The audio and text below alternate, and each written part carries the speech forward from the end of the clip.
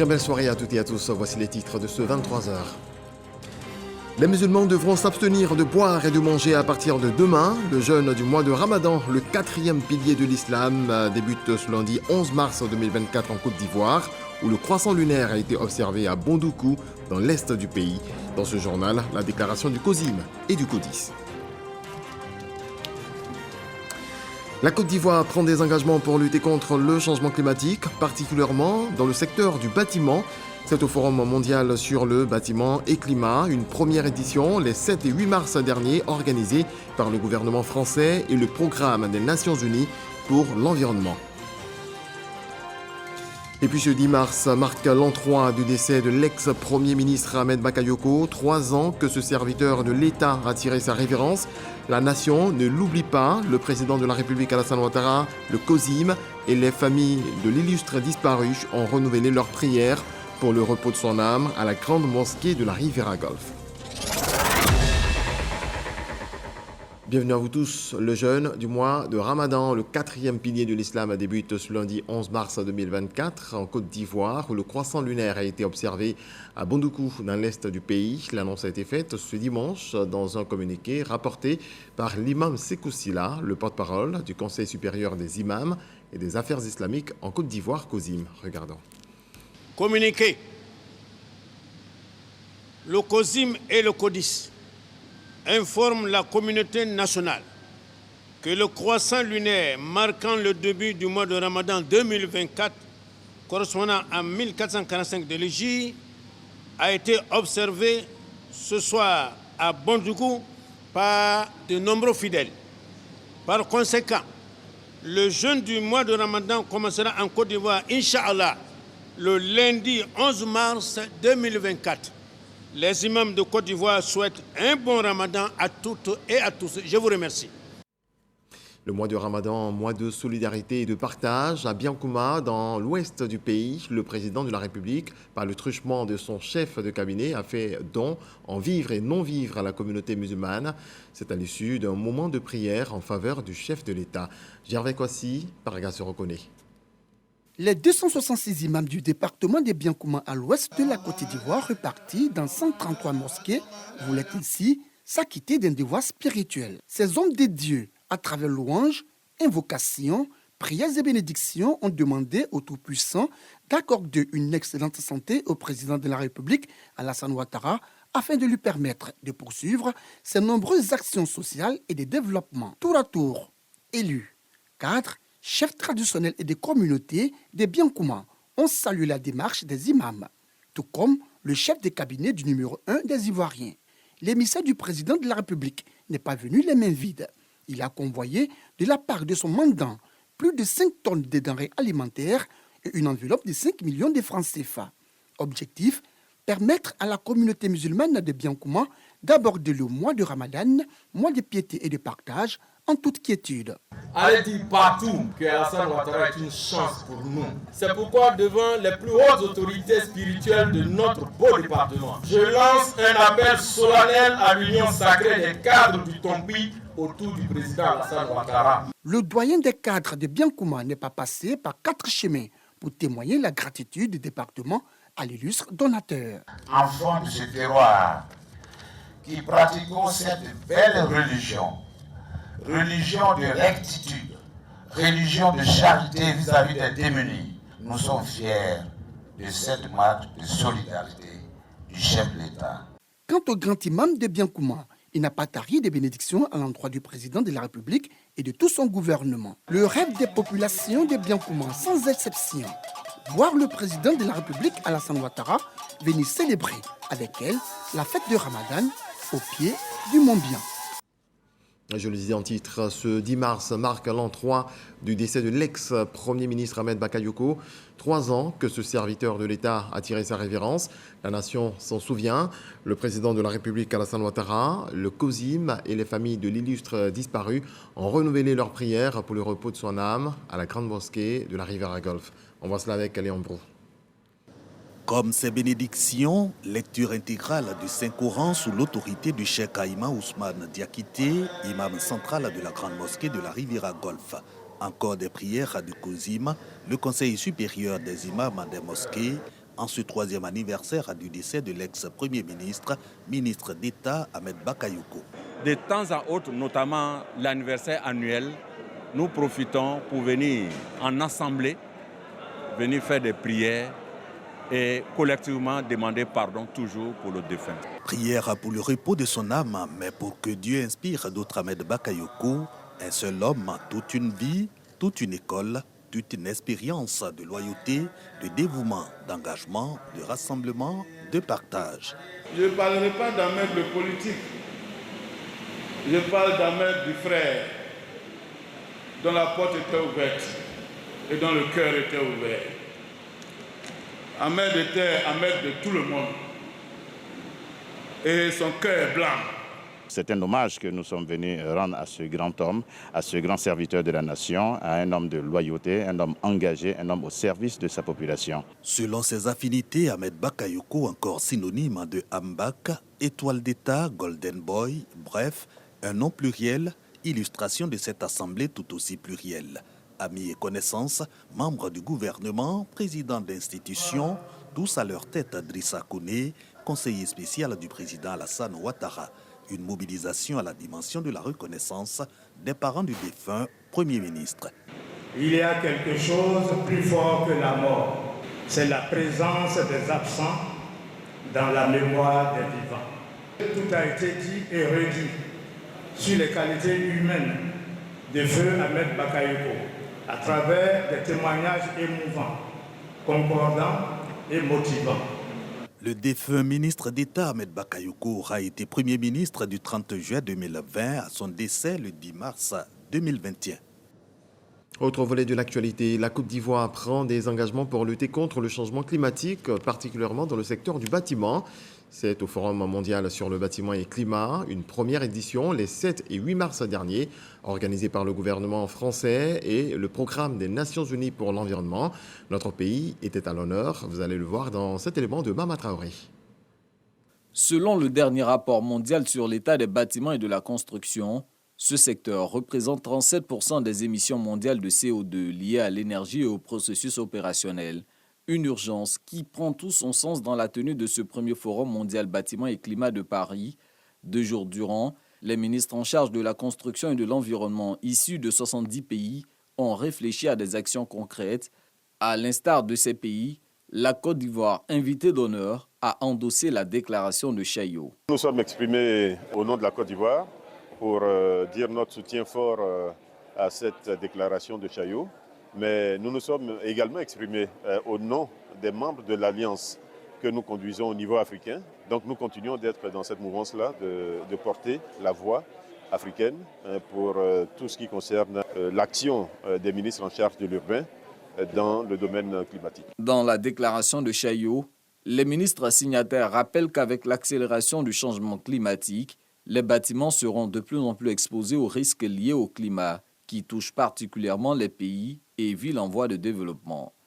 Pour le ministre Bruno Kone, derrière l'enjeu climatique se trouve un enjeu économique très important qui nécessite une implication de tous, surtout celle des décideurs locaux africains. Nous avons évidemment entrepris un grand nombre d'actions au plan local, mais nous avons également besoin du soutien de l'international, du soutien au plan technique, du soutien au plan financier. Et nous nous sommes enrichis très fortement à l'occasion des échanges que nous avons eus ici, l'expérience des uns et des autres sur les actions menées. Et puis nous en profitons également pour lever le plus haut possible le drapeau de notre pays, parce que chaque occasion de ce type permet à la Côte d'Ivoire de s'affirmer, d'affirmer son leadership. Au total, ce forum a réuni plus de 1300 participants.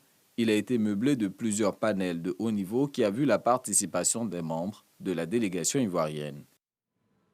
On en vient à cet hommage rendu au président de la République, hommage des acteurs du transport, une reconnaissance exprimée ce jeudi à la tutelle. Le ministre des Transports, Amadou Koné, c'était lors d'une cérémonie marquée par le bilan de la participation des transporteurs à l'organisation réussie de la Coupe d'Afrique des Nations Cannes 2023. Léon Brou. Un trophée comme la Coupe d'Afrique des Nations 2023, brillamment remporté par les éléphants footballeurs, remis au ministre des Transports.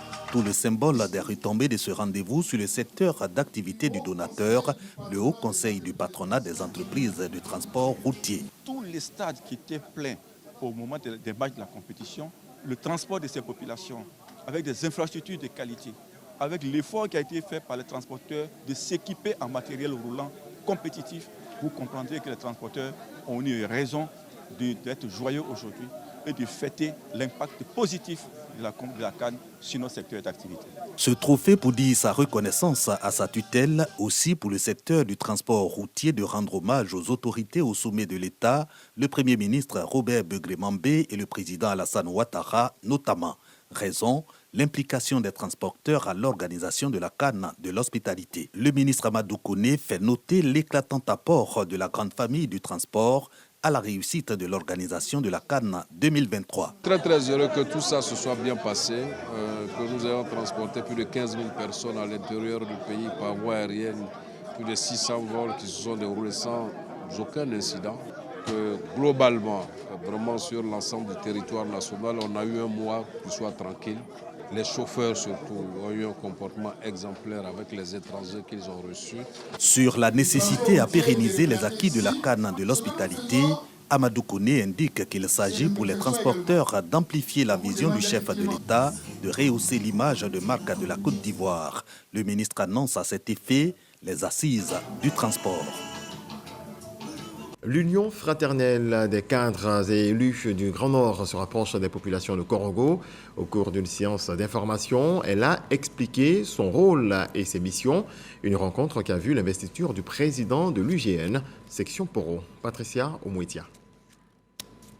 C'est la place de l'indépendance de Korogo qui a servi de cadre à la campagne de sensibilisation à la cohésion sociale et à l'investiture de Lanzeni Koulibaly, le nouveau président de l'Union fraternelle des cadres et élus du Grand Nord, section du Poro. Pour Abou Bané, président de cette union, la tâche du président de l'UGN, section Poro, sera de réunir tous les fils et filles du Poro autour d'un idéal commun de vivre ensemble. Il a par la suite rappelé les rôles et missions de l'UGN afin d'affirmer qu'elle est apolitique. Notre union fraternelle comprend tous les cadres et élus, quel que soit leur bord politique. De nouvelles initiatives courageuses doivent être prises pour ramener la confiance et la compréhension mutuelle entre les cadres et les élus. Représentant Gilbert Kafana Koné, parrain de cette cérémonie, le ministre Amadou Koulibaly a félicité le président de l'UGN et son équipe pour le travail de développement et de cohésion dans les différentes régions du nord de la Côte d'Ivoire. Il s'est félicité du choix fait sur Lanzeni Koulibaly, qui aura la lourde tâche d'unir tous les fils et filles du Poro. Monsieur le Président de la section UGN du Poro, le haut patron me demande, au regard des ambitions de l'UGN, de vous encourager à mettre en œuvre de façon urgente des actions concrètes de développement. L'Union fraternelle des cadres et élus du Grand Nord, section Poro, est composée de 17 membres issus des cadres et élus de la région. On reste sur place avec un tout autre sujet. Une rencontre politique des cadres du PPACI de Korogo a mobilisé le week-end dernier les militants de la dite formation politique de toutes les villes du Grand Nord. Le récit de Charles Tatou. Climat sociopolitique apaisé en Côte d'Ivoire. Le nord du pays n'est pas en reste. Les cadres PPACI de Korogo révèlent les signes d'une avancée positive de la pratique démocratique au niveau de leur région. Ils ont initié des journées politiques qui ont réuni dans la localité les responsables de base de PPACI issus des villes du Nord. Ces retrouvailles, un prétexte pour démarrer les actions de l'implantation de leur formation politique. Les élections municipales de 2023 se sont déroulées dans un esprit bon enfant. Même lorsque le hasard des calendriers de campagne des candidats ont fait que les cortèges se sont croisés, on s'est salué, on s'est embrassés les uns les autres et chacun a continué son chemin. Il y a encore des défis importants à relever. Le président exécutif du PPACI, Sébastien Dano-Diédié, est revenu sur les rencontres de la CAN qui ont permis l'unité et créé la joie de tous les Ivoiriens. C'est dans cette joie-là qu'on apprend que le président son Excellence Alassane Ouattara, gracie les prisonniers. On a gagné la coupe, on a libéré les prisonniers et nous souhaitons qu'il soit ainsi pour la Côte d'Ivoire tout le temps. Ces journées politiques ont été marquées aussi par l'investiture du secrétaire général de la Fédération PPACI de Korogo. Le gouvernement ivoirien a interdit la pêche dans plusieurs zones du district d'Abidjan suite à la découverte de poissons morts dans la lagune Évrier. Les détails de Juliette Ouya. Les populations du plan d'eau lagunaire d'Abidjan sensibilisées aux dangers liés à la consommation de poissons découverts morts après la forte pluie survenue le dimanche 3 mars dernier. 4 villages ciblés, notamment Lokodjro, Abobo-Doumé, Abia-Koumassi et Adjahui-Koubé. Le message du ministère des Ressources animales et halieutiques est clair. Il faut éviter de pêcher dans la zone impactée couvrant Vridi au village d'Abia-Koumassi. On a pu avoir des points focaux dans chaque village qui vont partager les informations en temps réel avec nous. Les populations riveraines promettent de respecter les mesures préventives. On va suivre. Donc, est-ce que le gouvernement peut nous aider à appuyer un peu nos pêcheurs qui sont pour le moment en stand-by? En attendant les résultats des prélèvements effectués sur les eaux, sols et poissons morts, le ministère rassure. 90% du poisson que nous consommons ici ne provient pas de la lagune. Donc le niveau d'exposition même des populations aux poissons de lagune est extrêmement faible. C'est de rassurer la population qu'elle peut continuer de manger son poisson. Environ 4 tonnes de poissons morts, des tilapias, ont été détruits par le ministère des Ressources animales et halieutiques.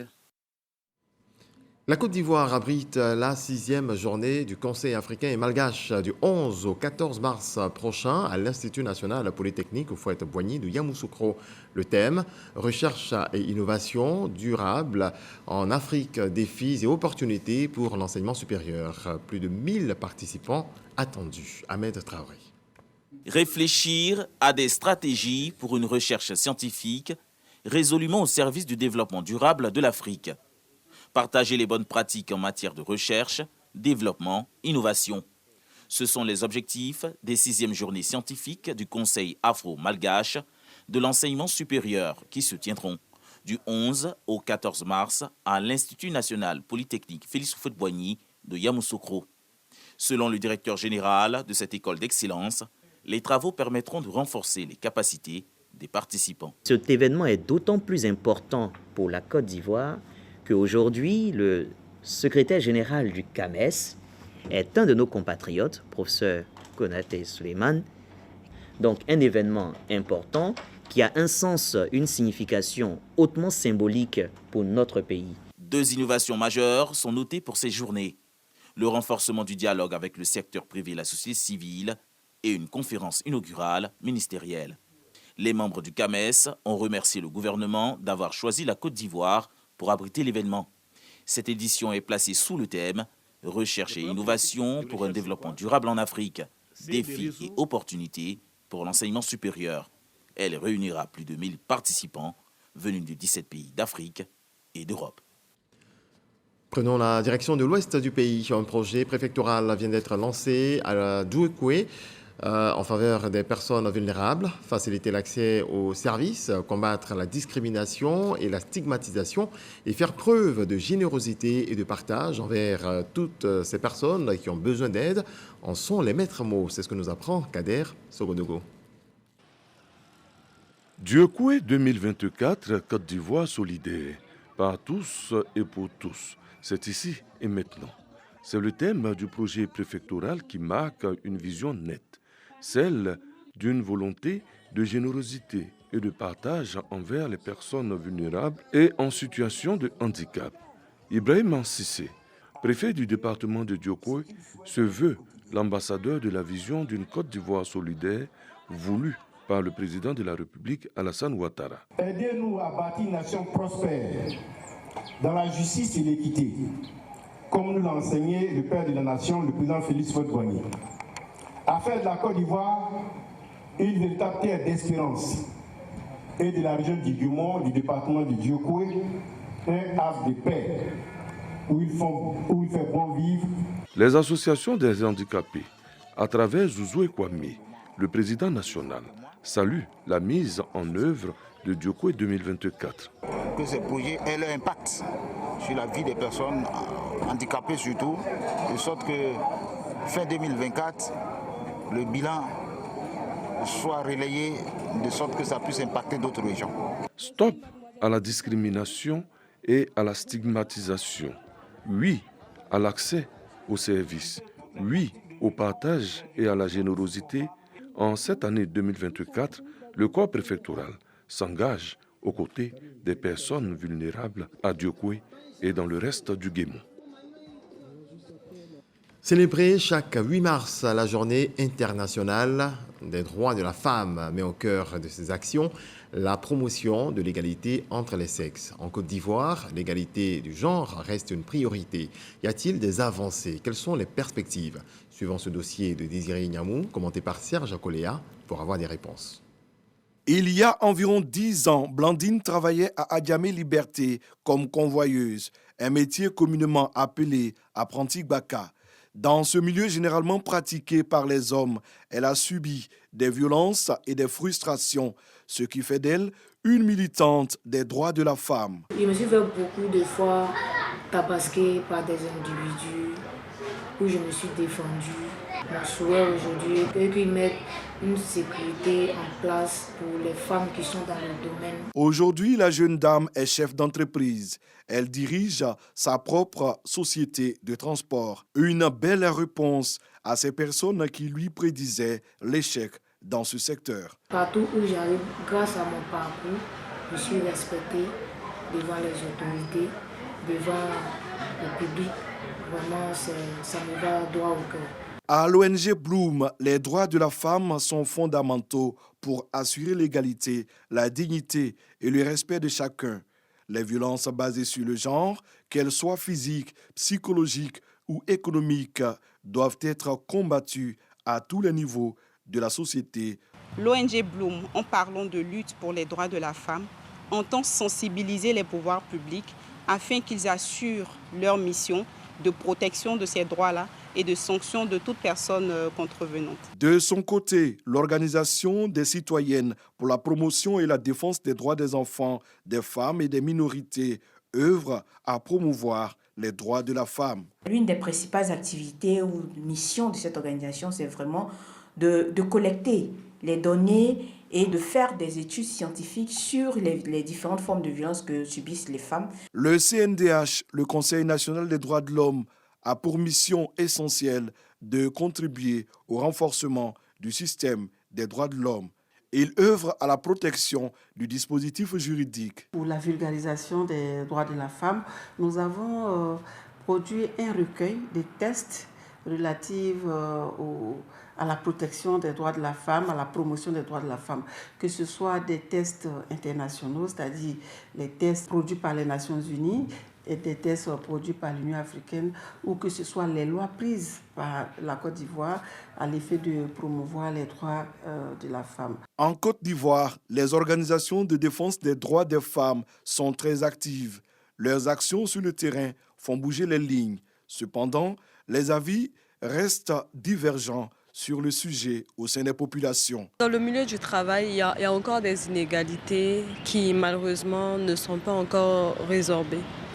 Et on tâcherait de faire des efforts pour permettre aux femmes de se sentir plus en sécurité dans les milieux de travail. Les droits de la femme sont respectés en Côte d'Ivoire parce que depuis un certain temps, on sent de plus en plus des innovations. On lui donne le droit de s'exprimer, de donner son avis. À l'occasion de la Journée internationale des droits des femmes 2024, le gouvernement note des avancées significatives. On peut citer notamment l'application du décret favorisant la représentation des femmes dans les assemblées élues, les réformes dans les institutions de formation et d'éducation féminine et surtout l'instauration du FAFSI, le Fonds d'appui aux femmes de Côte d'Ivoire.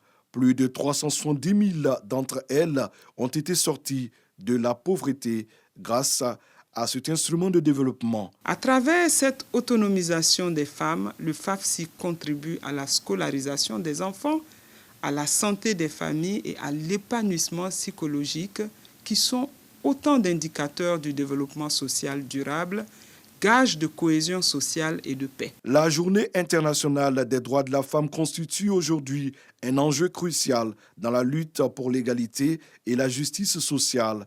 Malgré les progrès enregistrés en Côte d'Ivoire, beaucoup d'efforts restent à déployer, notamment promouvoir et protéger les droits des femmes pour construire une société plus juste et inclusive.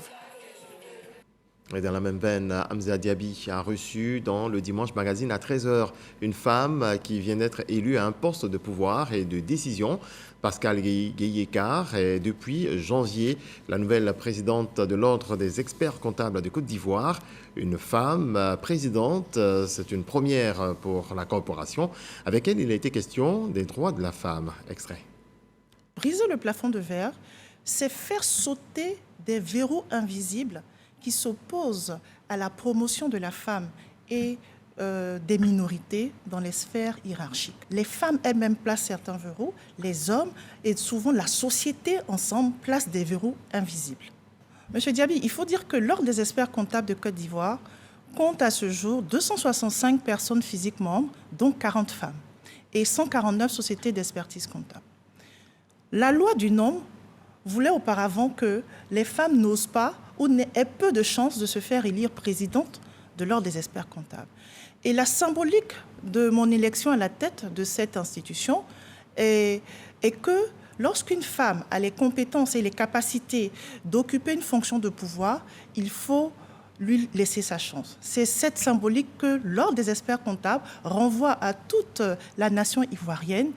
Et donc je répondrai que oui, le plafond de verre a été brisé à l'Ordre des experts comptables de Côte d'Ivoire. La lutte a vraiment progressé en Côte d'Ivoire. Par exemple, nous avons la loi de 2019-870 du 14 octobre 2019 qui favorise la représentation des femmes dans les assemblées élues avec un quota minimum de 30%. C'est une avancée notable. Mais lorsque je vois le nombre de femmes présidentes de conseil d'administration, directrices générales, etc., je pense que nous avons encore du chemin à parcourir. Les femmes s'illustrent également bien dans le sport, aux Jeux africains notamment. 2 premières médailles pour les éléphants au niveau de la lutte féminine à Accra au Ghana. L'après-midi de la 2e journée de la compétition a été marquée par les finales de la lutte féminine. 9 combats, dont 5 victoires sont au compteur des 3 lutteuses ivoiriennes. Dans la catégorie des 76 kg, l'internationale Ami Youan remporte la médaille d'argent. Également dans la catégorie des 53 kg, Céline Bakayoko obtient la 2e place avec une médaille d'argent. À présent, le 7 sur 7, l'actualité internationale de la semaine rendue par Carmel Dia.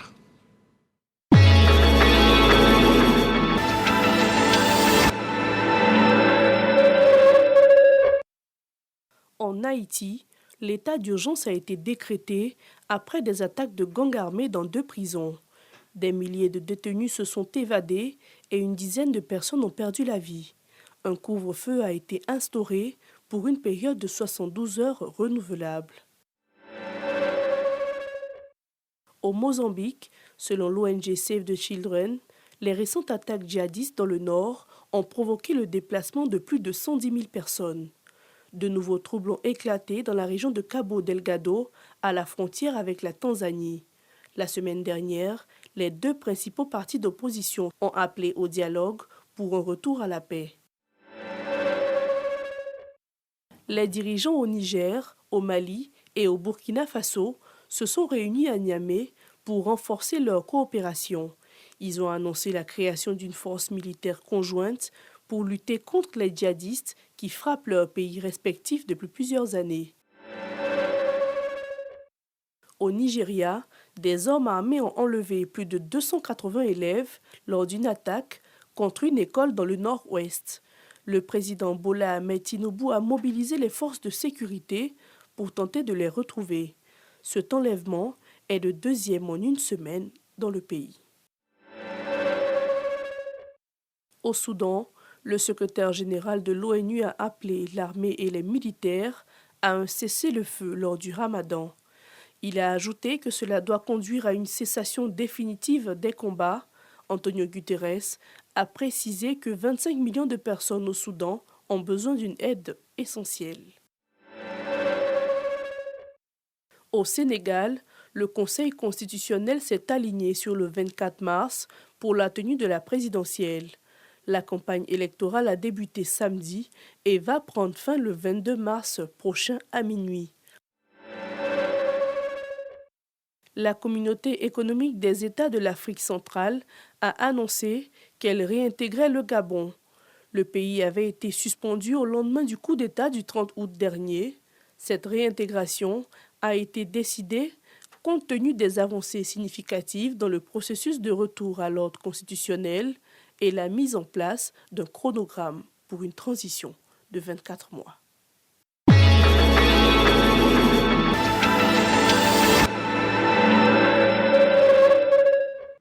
Voilà, c'est tout pour ce 23h. Mais avant de nous quitter, sachez que les musulmans devront s'abstenir de boire et de manger à partir de demain. Le jeûne du mois de Ramadan, le 4e pilier de l'islam, débute ce lundi 11 mars 2024 en Côte d'Ivoire, où le croissant lunaire a été observé à Bondoukou, dans l'est du pays. Merci à vous tous de nous avoir suivis.